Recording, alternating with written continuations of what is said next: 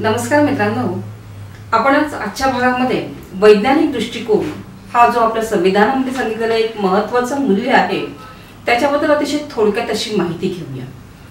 भारताचे पहिले पंतप्रधान पंडित जवाहरलाल नेहरू यांचे अतिशय मोलाचे उद्गार आहेत। Scientific temperament is a process of thinking. म्हणजे काय तर ही एक विचाराची प्रक्रिया आहे। इतकंच आहे का? नाही, it is a method of action. म्हणजे काय, ही एक कृती करण्याची पद्धत आहे। त्याच्याही पुढे जाऊन ते म्हणतात it is a search of truth. सत्याकडे जाण्याचा अतिशय जवळचा आणि खात्रीचा हा एक मार्ग आहे। त्याच्याही पुढे it is a way of life and spirit of a free man.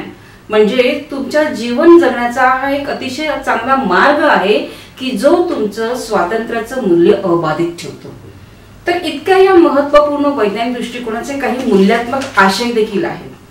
काय आहे ते मूल्यात्मक आशय? तर हे जे मूल्यात्मक आशय आहे ते आपण समजून घेऊ। मानवतावाद, सुधारणावाद आणि चौकस बुद्धी हे आपण जोपासले पाहिजेत। म्हणजे काय की दैनंदिन जीवनामध्ये आपण एखाद्या घटनेकडे बघताना आपला मानवतावादी जो अंगीकार आहे किंवा दृष्टिकोन आहे तो त्याज्य करता कामा नये। म्हणजे फॉर एक्झाम्पल मी तुम्हाला त्याचे चांगलं उदाहरण देईन की चंद्रपूर जिल्ह्यामध्ये काही 15 दिवसांपूर्वी एक अतिशय भयानक आणि अघोरी अशी घटना घडली की 65 वर्षाच्या पुढचे काही गृहस्थ आणि महिला यांना झाडाला बांधून अतिशय बेदमपणे मारहाण केली। आता इथे खरं म्हणजे नुसत्या संशयाच्या कारणावरून तिथल्या ग्रामस्थांनी त्यांना जी मारहाण केली तिथे मानवतावाद हा जो मूल्य आहे हा संपूर्ण पायदळीत उडवला गेला। दुसऱ्या बाजूला चौकसपणा, एखादी घटना घडली की ज्याच्या मागचं कारण नाही घडलं तर आपण त्याला लगेच चमत्काराचं स्वरूप देतो, त्याला दैवी शक्ती मानतो, त्याला अलौकिक शक्ती मानतो। तर हे जे आहे हे आपण का मानतो? कारण आपल्यामधली चौकस बुद्धी जी आहे ती आपण गुंडाळून ठेवलेली असते। तिसरं मूल्य आहे सुधारणावाद। जसजसं आपण काळाच्या पुढे पुढे जात असतो तसं सुधारणावाद स्वीकारणं हे गरजेचं असतं। कारण काय आहे की सध्या पर्यावरणाचे प्रश्न आहेत, महागाईचे प्रश्न आहेत, अनेक प्रश्न आहेत। त्याच्यामुळे ह्या सगळ्या प्रश्नांमध्ये सध्या आता पर्यावरणाचा इतका भीषण प्रश्न आहे। मग अशा वेळेला पर्यावरणपूरक गणपती हा जर भाग आपण स्वीकारला तर हा सुधारणावादाचंच मूल्य आहे आणि मानवी जीवनासाठी किंवा पुढच्या पिढीसाठी तो अत्यंत आवश्यक आहे। त्याच्यामुळे वैज्ञानिक दृष्टिकोनाचे जे मूल्यात्मक आशय आहेत तीन जे मी सांगितले, मानवतावाद, चौकसपणा आणि सुधारणावाद, तर हे आपण स्वीकारले पाहिजे। आता पुन्हा दुसऱ्या मुद्द्याकडे जाऊया आपण की हा वैज्ञानिक दृष्टिकोन इतका महत्त्वाचा आहे म्हणजे नेमकं काय आहे या वैज्ञानिक दृष्टिकोनामध्ये? अगदी थोडक्यात सांगायचं झालं तर कुठल्याही घटनेमागे काही ना काही कारण असतं आणि त्याचा शोध घेता येतो। त्याचा शोध आपल्याला आज नाही घेतला आला, नाही समजले कारण, तर कालांतराने तो शोध घेता येतो। दुसऱ्या बाजूला एखाद्या घटनेवर विश्वास ठेवताना जेवढा पुरावा तेवढा विश्वास, पुरावा नसेल पुरेसा तर त्या घटनेवर आपण विश्वास ठेवता कामा नये। तिसऱ्या बाजूला जर घटना घडली तर त्या दोन घटनांमागे परस्पर संबंध काय आहे हे आपल्याला शोधता आलं पाहिजे। परस्पर संबंध जुळत नसेल तर आपण ती घटना नाकारली पाहिजे, कारण अशा घटना ज्या आहेत त्या चमत्कार सदृश आपल्याला वाटत असतात, वैज्ञानिक दृष्टिकोनामध्ये बसत नाही। मग आता सत्याकडे जाण्याचा हा खात्रीचा आणि जवळचा मार्ग आहे असं आपण म्हणतो, तर ते कसं जायचं, त्याची पद्धती काय? त्याची एक शास्त्रीय पद्धती विकसित झालेली आहे आणि सर्वच अविकसित देशांनी ती स्वीकारलेली आहे। काय आहेत हे टप्पे? पहिला टप्पा आहे निरीक्षण, दुसरा टप्पा आहे तर्क, तिसरा टप्पा आहे अनुमान, चौथा टप्पा आहे प्रचिती। प्रचितीमध्ये पुन्हा वैयक्तिक प्रचिती, सार्वत्रिक प्रचिती आणि वारंवार प्रचिती।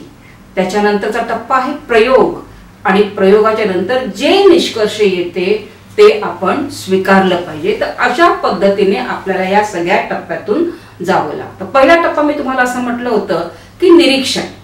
निरीक्षण याचा अर्थ काय की आपले जे सेन्स ऑर्गन्स आहेत ज्याला आपण इंद्रिय म्हणतो त्या सगळ्या इंद्रियांना एखाद्या घटनेचं निरीक्षण करता आलं पाहिजे.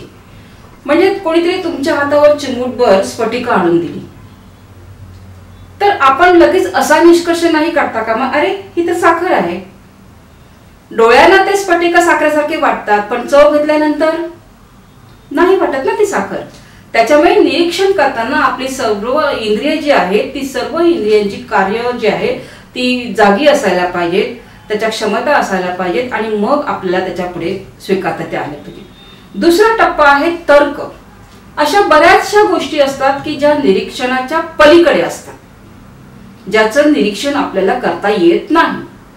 मग अशा वेळेला आपण तर्क करतो आणि हे तर्क कधी कधी चुकतातही. अगदी मी शाळकरी मुलांचं उदाहरण देईन. परीक्षा जवळ आली की त्यांची खूप घालमेल होते आणि मग ही मुलं साधारणतः काय करतात, तर्क काढतात. पाठीमागच्या 3-4 वर्षांच्या प्रश्नपत्रिका बघतात आणि वारंवार येणारे प्रश्न कुठले मग त्याला अंडरलाईन करतात. IMP, VIMP म्हणजे व्हेरी इम्पॉर्टंट आणि तिसरं व्हेरी व्हेरी इम्पॉर्टंट. हे काय असतात, त्यांचे तर्क असतात.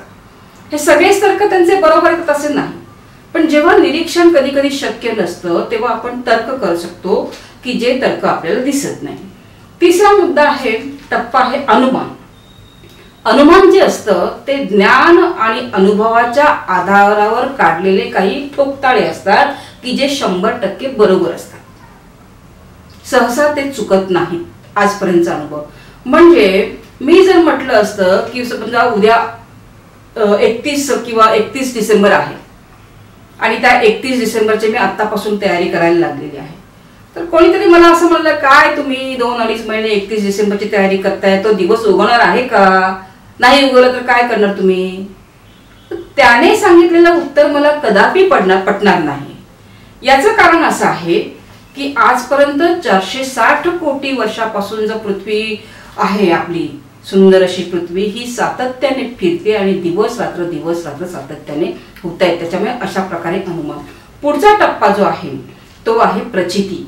प्रचितीमध्ये तुम्हाला एकट्याला प्रचिती येऊ चालत नाही. तुम्ही एकट्याने म्हटलात की अग्नी हा शीतल आहे, तुमची प्रचिती चुकीची आहे. इतर समोर बसलेली 10 माणसं म्हणतील की नाही अग्नी हा दाहक आहे, इतर 100 माणसं म्हणतील की नाही अग्नी हा दाहकच आहे. त्याच्यामुळे तुम्हाला एकट्याला प्रचिती येऊन चालत नाही. दुसरं असं आहे की ती प्रचिती वारंवार यावी लागते. जेव्हा जेव्हा तुम्ही अग्नीसमोर बोट ठेवाल, मग कडाक्याची थंडी असेल तरी, मग ती काश्मीरची थंडी असेल तरी पण, मग ती लडाखची थंडी असेल तरी पण अग्नी हा दाहकच असला पाहिजे. म्हणजे वारंवार तोच अनुभव यायला पाहिजे आणि तो अनुभव सार्वत्रिक. त्या अनुभवामध्ये जात धर्म लिंग हा भेद असता कामा नये. तर अशा प्रकारे प्रचितीमध्ये हे सगळे टप्पे येतात. आणि शेवटचा टप्पा आहे प्रयोग. ह्या सगळ्या गोष्टी करताना शेवटी प्रयोगाच्या माध्यमातून आपल्याला जावं लागतं आणि येणाऱ्या निष्कर्षापर्यंत पोहोचावं लागतं, येणारे सत्य स्वीकारावं लागतं. तर अशा प्रकारे वैज्ञानिक दृष्टिकोनाचे हे टप्पे मी तुम्हाला अगदी थोडक्यात समजावून सांगितले. धन्यवाद.